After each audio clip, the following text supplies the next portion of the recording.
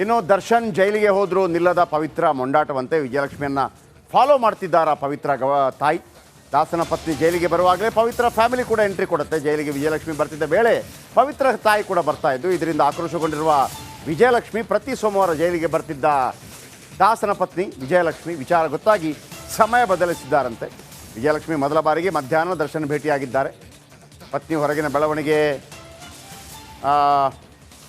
ಬಗ್ಗೆ ಮಾಹಿತಿ ನೀಡ್ತಾ ಇರುವ ತಾಯಿ ವಿಜಯಲಕ್ಷ್ಮಿ ಕುರಿತು ಎಲ್ಲ ಮಾಹಿತಿ ನೀಡ್ತಾ ಪವಿತ್ರ ತಾಯಿ ಪವಿತ್ರಾಗಿ ಎಲ್ಲ ಮಾಹಿತಿ ಕೊಡ್ತಾ ಇದ್ದಾರಂತೆ. ಹೊರಗಡೆ ಏನಾಗ್ತಾ ಇದೆ, ಒಳಗಡೆ ಏನಾಗ್ತಾ ಇದೆ, ಆಕೆ ಯಾವಾಗಲೂ ಇವಾಗ ಯಾಕೆ ಬಂದರು ನೋಡಿ, ಇನ್ನೂ ಮುಗೀತಾ ಇಲ್ಲ. ಯಾರಿಗೂ ಕೂಡ ದರ್ಶನ್ ಜೈಲಿಗೆ ಹೋಗಿದ್ದಾರೆ, ಹಿಂಗಾಗಿದೆ ಮತ್ತೊಂದಾಗಿದೆ ಯಾರಿಗೂ ಇಲ್ಲ. ನಮ್ಮ ಬೆಳೆ ಬೇಯಬೇಕಷ್ಟೆ.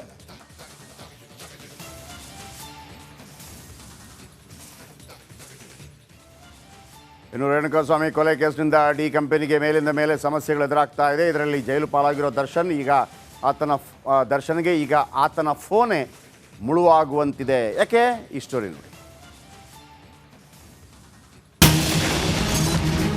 ದಾಸನಿಗೆ ಕಂಟಕವಾಗುತ್ತಾ ಫೋನ್ ಕಾಲ್ ಸಮಸ್ಯೆ. 400ಕ್ಕೂ ಹೆಚ್ಚು ಫೋನ್ ಕಾಲ್ ಪರಿಶೀಲಿಸಿದ ಖಾಕಿ. ಪರಪ್ಪನ ಅಗ್ರಹಾರ ಸೇರಿರೋ ದರ್ಶನ್ಗೆ ಒಂದಲ್ಲ ಎರಡಲ್ಲ ಹಲವು ಸಮಸ್ಯೆಗಳು ಸಾಲು ಸಾಲಾಗಿ ನಿಂತಿವೆ. ನಿನ್ನೆವರೆಗೆ ಜೀನ್ಸ್ ಪ್ಯಾಂಟ್ ಮೇಲಿದ್ದ ರಕ್ತದ ಕಲೆಯಿಂದ ಕಂಟಕ ಫಿಕ್ಸ್ ಎನ್ನಲಾಗಿತ್ತು. ಆದ್ರೀಗ ಕೊಲೆ ದಿನ ದರ್ಶನ್ ಮೊಬೈಲ್ನಲ್ಲಿ ದಾಖಲಾದ ಕಾಲ್ಗಳ ಹಿಂದೆ ಪೊಲೀಸರು ಬಿದ್ದಿದ್ದಾರೆ.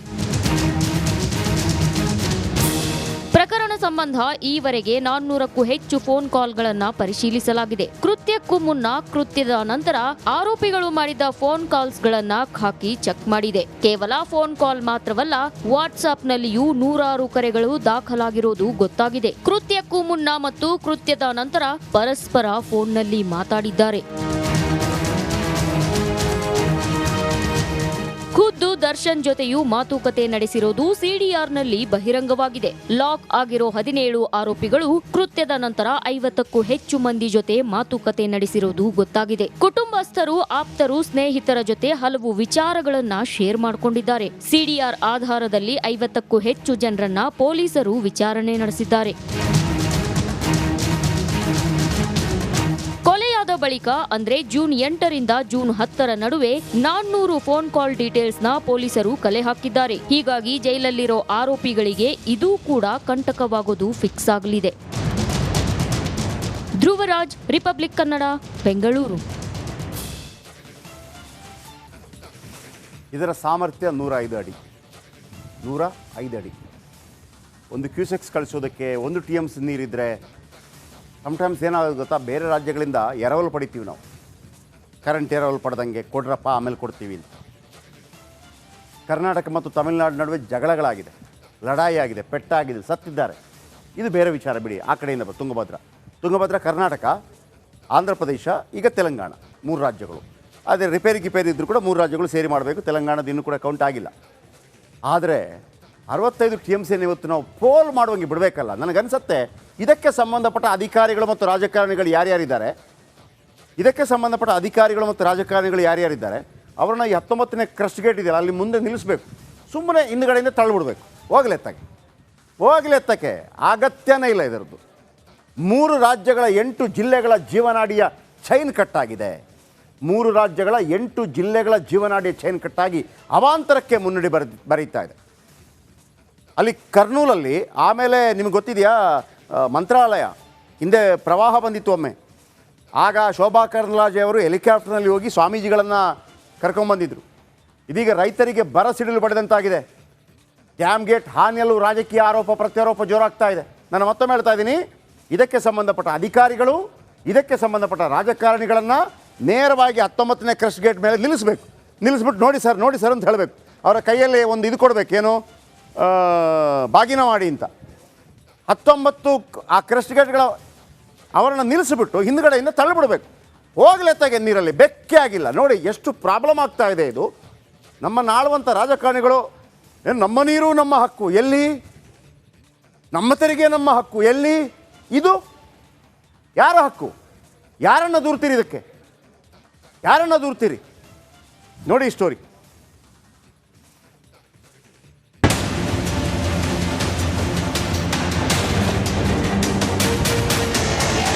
ಟೆಕ್ನಿಕಲ್ ಟೀಮ್ನೆಲ್ಲ ಕೂಡ ಕೂತ್ಕೊಂಡು ಚರ್ಚೆ ಮಾಡಿದ್ದೀನಿ. ಗಾಬರಿ ಯಾರು ರೈತರು ಪಡಬೇಕಾದಿಲ್ಲ.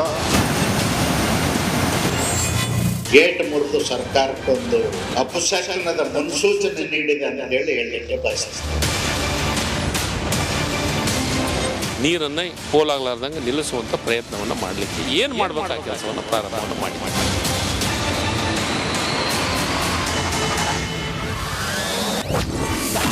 ಟಿಬಿ ಡ್ಯಾಂ ನಿರ್ವಹಣೆಯಲ್ಲಿ ಎಡವಿದ್ರ ಅಧಿಕಾರಿಗಳು. ಕೋಟಿ ಹಣವಿದ್ರೂ ಅಧಿಕಾರಿಗಳು ಫೇಲ್ಯೂರ್. ಕಾಸು ನುಂಗಿ ಕೈಕಟ್ಟಿ ಕುಳಿತ್ರ ರಾಜಕೀಯ ನಾಯಕರು. ಅದು ಕರ್ನಾಟಕದ ಜೀವನಾಡಿ, ಲಕ್ಷ ರೈತರಿಗೆ ವರದಾನವಾಗಿದ್ದ ಜಲಾಶಯ. ಈ ಡ್ಯಾಂ ನೀರು ನಂಬಿ ಬದುಕು ಕಟ್ಟಿಕೊಂಡಿದ್ದ ಅನ್ನದಾತರು. ಆಂಧ್ರ, ತೆಲಂಗಾಣ ರಾಜ್ಯದ ಜನರ ದಾಹ ತೀರಿಸುತ್ತಿದ್ದ ಜಲಾಶಯ. ತುಂಗಭದ್ರಾ ಡ್ಯಾಂನ 19ನೇ ಕ್ರಸ್ಟ್ ಗೇಟ್ನ ಚೈನ್ ಲಿಂಕ್ ಕಟ್ ಆಗಿರೋದು ಜನರ ನಾಡಿ ಮಿಡಿತ ಹೆಚ್ಚಿಸಿದೆ.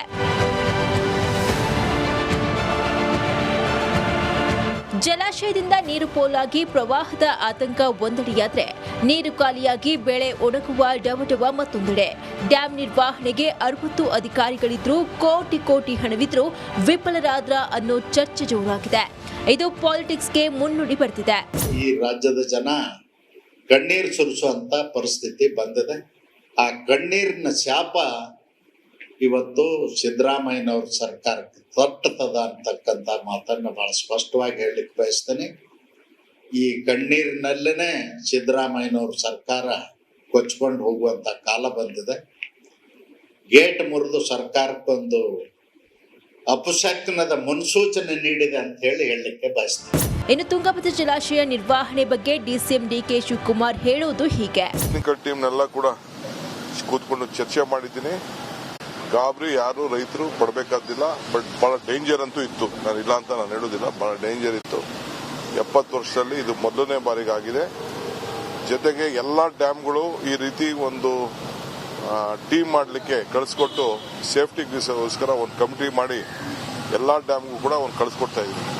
ಟಿಬಿ ಜಲಾಶಯಕ್ಕೆ ಭೇಟಿ ನೀಡಿದ ಬಿವೈ ವಿಜಯೇಂದ್ರ ನೇತೃತ್ವದ ಬಿಜೆಪಿ ತಂಡ ಡ್ಯಾಂನ 19ನೇ ಗೇಟ್ ಬಳಿ ಪರಿಶೀಲಿಸಿತ್ತು. ಇದೇ ವೇಳೆ ಡಿಸಿಎಂ ಡಿಕೆ ಶಿವಕುಮಾರ್ ವಿರುದ್ಧ ವಿಜಯೇಂದ್ರ ಹರಿಹಾಯ್ದ್ರು. ರಾಜ್ಯ ಸರ್ಕಾರದ ಜವಾಬ್ದಾರಿ.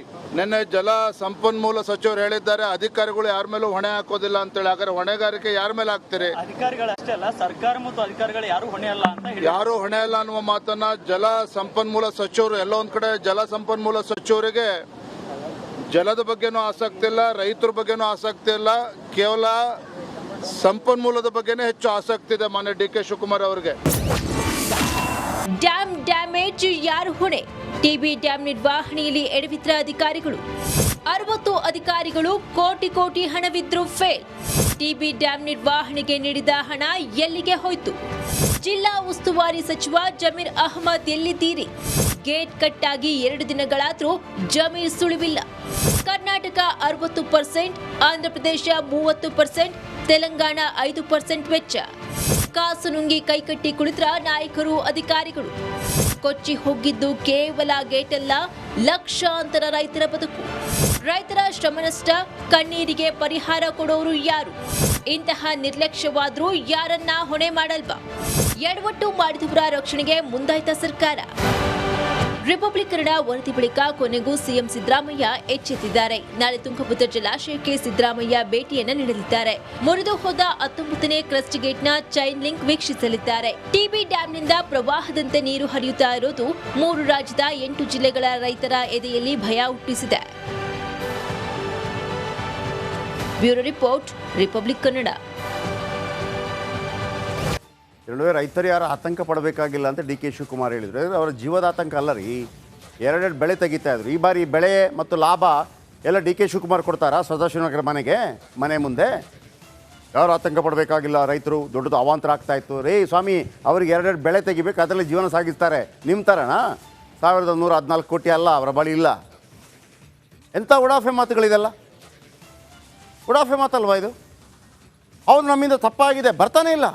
ಅಧಿಕಾರಿಗಳು ಹೊಣೆ ಅಲ್ವಂತೆ, ಆಮೇಲೆ ಯಾರು ಇವರು ಹೊಣೆ ಅಲ್ವಂತೆ, ಯಾರು ಸರ್ಕಾರ ಹೊಣೆ ಅಲ್ವಂತೆ, ಅಧಿಕಾರಿಗಳು ಹೊಣೆ ಅಲ್ವಂತೆ. ಮತ್ತು ಕಾವೇರಿಯಿಂದ ಬಿಡ್ತೀವಲ್ಲ ನೀರು, ಮತ್ತು ನಾವು ಯಾಕೆ ಹೊಣೆ ಆಗಬೇಕು? ಬಿಟ್ಬಿಡಿ. ಜವಾಬ್ದಾರಿ ಬೇಕಲ್ಲ ಆ ಟೈಮಲ್ಲಿ. ಇಲ್ಲ ನಮ್ಮಿಂದ ಒಂದು ಸಣ್ಣ ತಪ್ಪಾಗಿದೆ, ಆಗದಂಗೆ ನೋಡ್ಕೋತೀವಿ, ಇದು ಹೇಳಿದ್ರು ನಡೆಯುತ್ತೆ ಸರ್. ಬಟ್ ಇದನ್ನು ಇಷ್ಟಕ್ಕೆ ಸುಮ್ಮನೆ ಬಿಡೋದಿಲ್ಲ, ಎಲ್ಲ ಡ್ಯಾಮ್ಗಳನ್ನು ಚೆಕ್ ಮಾಡ್ತೀವಿ, ನೋಡೋಣ ಏನಾಗುತ್ತೆ ಅಂತೇಳಿ.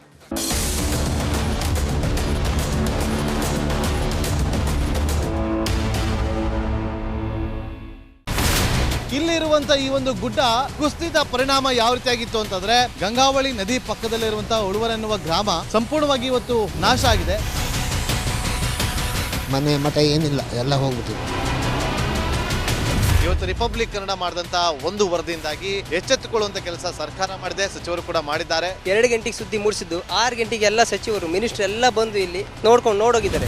ಎಲ್ಲಾ ಜನರಿಗೂ 1,20,000 ಮತ್ತೆ ಅವರಿಗೆ ಮನೆಗೆ 5 ಲಕ್ಷ. ಈ ಸುದ್ದಿಯನ್ನ ಎಲ್ಲ ಒಂದು ಅಧಿಕಾರಿಗಳಿಗೆ ಮೂಡಿಸಿದ್ದಕ್ಕಾಗಿ ರಿಪಬ್ಲಿಕ್ ಕನ್ನಡ ಟಿವಿಗೆ ಧನ್ಯವಾದ ಹೇಳಿ ಇಷ್ಟಪಡ್ತೇವೆ. ಮನೆನೂ ಕೊಡ್ತೇವೆ, ಮಕ್ಕಳ ಶಿಕ್ಷಣಕ್ಕೆ ತೊಂದರೆ ಆಗದೆ ಇದ್ದಂಗೆ ಹೆಲ್ಪ್ ಮಾಡ್ತೇವೆ. 1,20,000 ಮನೆ ಯಾರ್ದ್ರ ಡ್ಯಾಮೇಜ್ ಆಗಿದೆ ಅದನ್ನ ಕೊಡ್ತೀವಿ ಅಂತ ಒಪ್ಕೊಂಡಿದ್ದಾರೆ. ನಮ್ಮ ಕಷ್ಟಕ್ಕೆ ನೀವು ರಿಪಬ್ಲಿಕ್ ಕನ್ನಡದವರಾದಂತ ನೀವು ನೆರವಾಗಿರ್ತ ನಾವು ನಂಬಿದ್ದೀವಿ. ಅವರಿಗೆ ಸೂರನ್ನ ಕಲ್ಪಿಸಿಕೊಡೋವರೆಗೂ ಕೂಡ ರಿಪಬ್ಲಿಕ್ ಕನ್ನಡ ಅವರಿಗೆ ಧ್ವನಿಯಾಗಿ ನಿಲ್ಲುವಂತ ಕೆಲಸವನ್ನ ಮಾಡ್ತೇವೆ.